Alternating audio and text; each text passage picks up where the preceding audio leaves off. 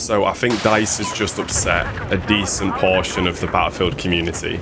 They've just come out with a statement, the class system part 2. That actually, I think it was a couple of days ago. They came out with it and they are basically doubling down on what they said in part 1, where the class system is not going back to the old ways. Instead, they are sticking with what they decided to do in 2042, where all guns can be picked from by any class, which is, it's like we spoke about this in my previous video on Battlefield 4, and people are a bit on the fence about it. I'm on the fence about it. I don't mind too much. I know there are a lot of people who have a lot of strong opinions about it, but today we're just hopping into some Battlefield 4. Just going to have a bit of a chat about this, and yeah, see how it goes. We're playing Wavebreaker. I've not played this map in a long time. It's quite a cool map. It's part of the Naval Strike DLC. Got a cool submarine in the middle. Rocking the L85. We love it. It's the best gun. British gun. Always the best. So in the statement, they had a thing saying that they've seen loads of people's opinions on the decision to keep all classes the same, and they've seen that a lot of people want them to revert it to like a Battlefield 4-esque thing where guns are locked behind certain classes, and they seem to just be completely disregarding it. They don't seem to care. They think their class system is better. As I said before, I don't mind too much because I think there are other things that define classes. We'll get into that in a sec. But I believe actually defines classes more than the weapons. But yeah, with in the previous statement in part 1, we were shown a little graph. I'll stick up on the screen if I can find it. Basically, they have a bunch of things that they believe defines classes, and having specific things not be able to be customized. The first thing they have is signature weapons. This is what 2042 actually implemented. With their ability to have classes have any gun. Basically, it's if you use a specific gun type on a specific class, so let's say you're an assault with an assault rifle, you'll get a perk. I think in Battlefield 2042 you had more ammo, and in Battlefield 6 they're looking at allowing for assaults. As long as you're using an assault rifle, you'll be able to transition from sprinting to shooting a lot faster, and also swapping between weapons. So from like an assault rifle to a pistol, for instance, you'll be able to do that a lot quicker. I don't hate that feature. I think that is a nice feature to have. Can I get this res? No. I think that's a nice feature to have for classes. I think that would just complement like a Battlefield 4 class system quite nicely. Just having a nice perk. The next thing's signature gadgets. Like 2042, medics and engineers, they have gadgets that are constant. You basically can't remove them. So medics have defibrillators, and guys coming, got him there. So medics have defibs, engineers have repair tools. They're things that you just can't remove. Whereas in like Battlefield 4, for instance, if I chose, I could not have defibs, and engineers could choose not to have a repair tool. Again, I like that. I think that is actually pretty decent for a class system. So then you are always equipped to revive people or to repair people. Can I get help to him? No, he's going for a swim though. We'll try and heal him. Then we've also got signature traits, which are a little different. I think 2042 had this, because 2042 was kind of like, it seemed like a test for a system like this, where you have an ability where your class is the only class to have said ability. In Battlefield 6, they're looking at having things like assaults take like reduced fall damage. It's an interesting thing. I guess it's just, well, that's a boat. Run away. No, don't get me. No, leave me alone. Oh, wow, I'm low. Luckily, I'm a medic with my med bags. Like that. I never really go outside on this map. Or never used to, so this is uncharted territory for me. Having class-based traits where, like, for instance, assault takes less fall damage. Again, I don't think it's necessarily a bad thing. I guess it would change your playstyle quite a bit.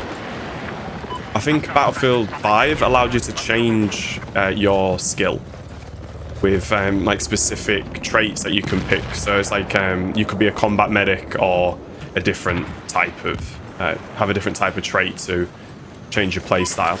Like I said, not a bad thing inherently. So that's cool. The next thing, which we haven't actually had a lot of detail on, or that I've seen at least, is weapon packages. What they'll be, who knows? That does kind of sound like class locked weapons. So I don't really know what that means. It's like I kind of take that as if you are an assault, for instance, you'll have access to specific weapon packages, which suggest class locked weapons, but obviously that's not the case. We've also got the MGL here. That's not smart. Pre-fire. Always pre-fire. So yeah, we don't really know what weapon packages are. So that's going to be an interesting thing to have clarity on. But the thing that all classes will be able to like customize, obviously we've spoke about the weapons. We don't need to speak about that again. People are upset. Some people are okay like me. It is what it is. The other thing is traits or training. That's basically like Battlefield 4. Like the Battlefield 4 perk system. Like if you look at the bottom left of the screen above my squad, you'll see I've got like this loading bar or this progress bar with icons. The more team XP I get or squad XP I get, the more perks I have. I like that system. I think it's a good system. So bringing that back, cool. I'm up for that. The other thing that you can customize is your class gadgets. So like defibrillators, RPGs if you're an engineer. And personally, I believe that defines the classes a lot more than any weapon does. I guess other than if you're a sniper and you're using a sniper rifle, then that kind of defines your class. But for assault, support, engineer, I truly think what your class gadget is defines your class far more than your weapons. So that's my opinion. I think gadgets are more important than weapons to define classes, and the fact that they still have the ability to have specific gadgets on classes, I think that's not a bad thing. So I'd love to hear your guys' thoughts on the part 2 statement from DICE, basically just coming out and saying that they're sticking with their guns, they're going with their own opinion, and they're kind of just not listening to what a lot of the community is saying. I know there's a lot of creators that I've seen, and I'm sure you guys have seen it as well, that are not happy with the fact that they're not listening, especially with obviously 2042 being, I'd say, a pretty concise flop of a game. Most people are saying that's because they just weren't listening to the community. And then DICE came out and said, Battlefield 6 will be listening to the community more. It's going to be a community-driven thing. And then they come out and say, we're listening to you, we've seen it, but we don't care. Okay, that was intense. Guy now. Oh, friendly. Brilliant. Love that. This is great. I'm truly loving this match right now. This is a good map. As naval strike maps go, I think this is my favorite naval strike map. With me being an infantry player, I just absolutely messed that nade up. Yeah, with me being an infantry player, I think this is the best one. Just because there's the inside area that you can kind of hide away from all vehicles. And it's intense as well. It has a locker feel inside. I can't get him. I can't really see his face. Run away. That's a nade. Yeah, guys, let me know what your opinion is on these changes. If you would have done anything differently, if you would have listened to the community more, or if you're actually a fan of some of these changes like I am. Like I said, I'm not a huge critic of these changes. I think some of the things are good, some of the things are bad. I think what it allows, it makes the game more accessible to newer players. And I think that is what DICE and EA are focusing on, because I don't know why they'd focused more on new players rather than veterans. Maybe because they've like angered veterans so much that they're just trying to get a new community behind them so they don't go bankrupt. I guess that may be a possibility of a reason. In that case, I can understand that. Launch a nade up there, you never know. But yeah, I think it's okay.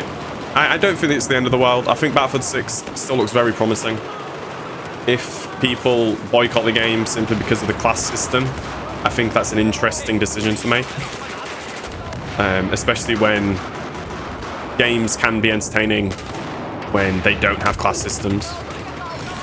So, I mean, hey, look at Call of Duty. That doesn't have a class system, and it's one of the biggest games in the world. Granted, it's not Battlefield, so it's like comparing like apples and oranges, isn't it? It can still be entertaining. I'm sure it'll be good. I mean, actually, I can't really say that. I'm optimistic that it'll be good. I'm also playing quite well right now. It's very early in the morning. And, well, 11 o'clock in the morning. But yeah, it is early.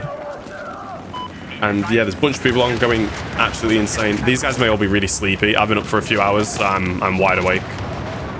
That may be why we're doing okay. But yeah, guys, Wavebreaker. Good map. We enjoy this map. It's good. The game is still penciled in for the fiscal year 2026, which ends, what, like the 31st of March? So we still have a lot of time before the game comes out, or its release cycle ends. And considering we haven't actually heard anything other than this part 2 of the class system, I find that really interesting, especially considering people are speculating it releases in like October, November. But I don't see it. I really don't. I know I think I've said in a previous video that I'm hoping that it releases in that time, but the sheer amount that we've heard about the game, or lack of amount we've heard of the game, I just don't see it being a thing. Because normally by now we've had a reveal trailer. We even just know what the game's title is by this point. Oh, submarine is down. The guy's down. Love it. You see, even something just like that, it's why I love this game.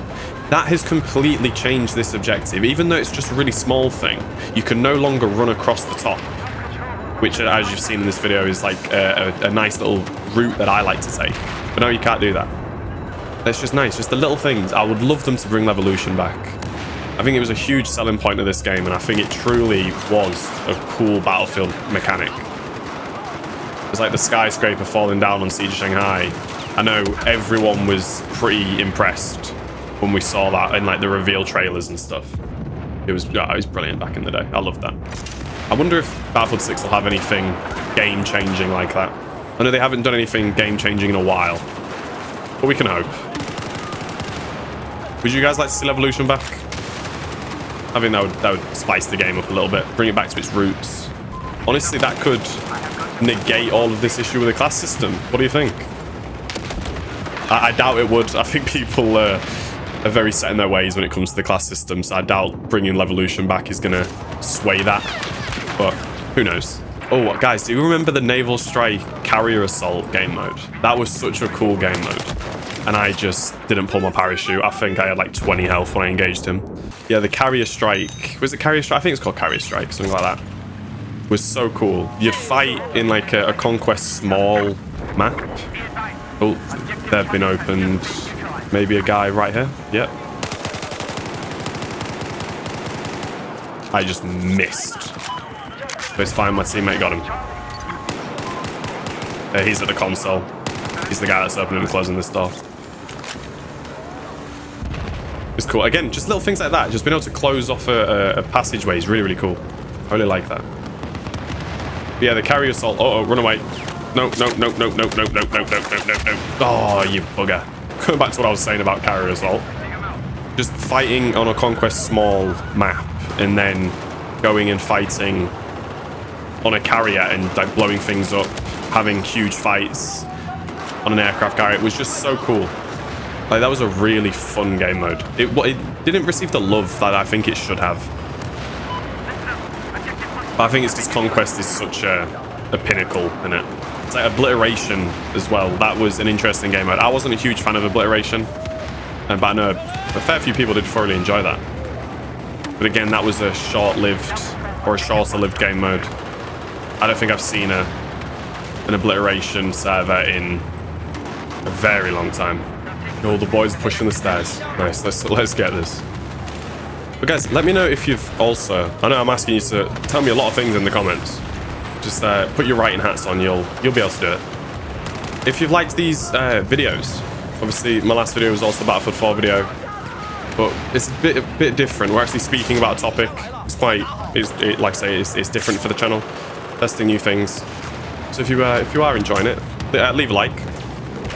Help the algorithm tell people that, hey, it's not a bad video. I don't think I'm going to get this guy. He's too far. I'm not accurate enough. This has been quite nice playing Naval Strike. This is a map pack or an expansion pack that I haven't really seen a great deal. A lot of players, or a lot of servers rather, don't play Naval Strike. It's nice to see it. It's brilliant. They did a really good job with this map. I know I've seen it loads, but really like it. Barely see him. Oh my word. It's an EOD bot. I love them things. A lot of people don't know that you can actually do a lot with EOD bots. Like you can plant bombs with EOD bots in Rush. So if you go to an MCOM, you can plant the bomb, which is really useful. And obviously, playing Operation Metro, sticking an EOD bot in an elevator and going up to the top was always entertaining. Seeing everyone's panic. Oh no, I revived the guy, he instantly died. I'm sorry, my friend. Okay, guys, I know I said I don't play helicopter. It's because I don't play helicopter. I guess these are heat seekers. Okay.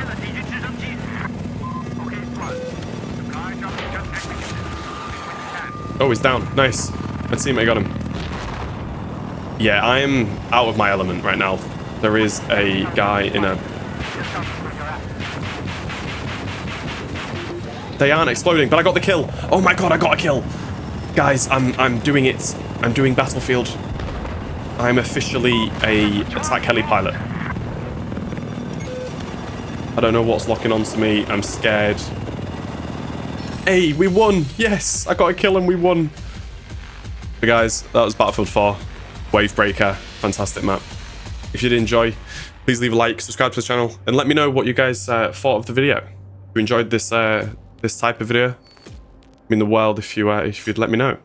But guys, thanks for watching. Have a great rest of your day, and I'll see you in the next one.